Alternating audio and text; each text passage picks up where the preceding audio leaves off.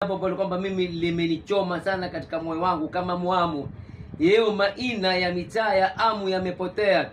Tukianza na msikiti wa Juma pale. Msikiti wa Juma pale una maina mawili. Ima kwaitwa dari la kuchonga au kwa mkulima msikiti wa Juma. Kwa kina Shebaoni pale. Yeo imekuwa pale sasa watu wote wa kuita kaba kaba. Ukimuli kijana aliyenukia ukimwambia pale peto wapi? Kaba kaba. Tukishuka tena tukaenda langoni kule pale kwa Balala kumekuwa kwaitwa kana K.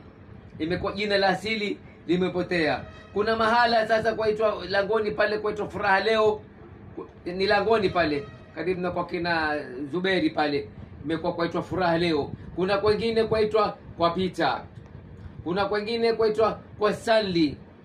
Sasa sisi haya majina tumeweza kuyapoteza. Vijana zetu wakia watakuwa hawajui, na nitakayokumbuka maina mengine nitawaambia.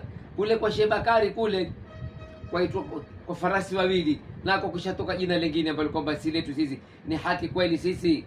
Kisha siku nyingine nitazungumza habari ya Kiamu. Kiamu kimeupotea sasa, imekuwa watu wajua Kimambasa. Wa hadha, assalamu alaikum. To get more videos of Abu Shuraim, don't forget to subscribe, like and share. May Allah guide and bless the person who shares the videos.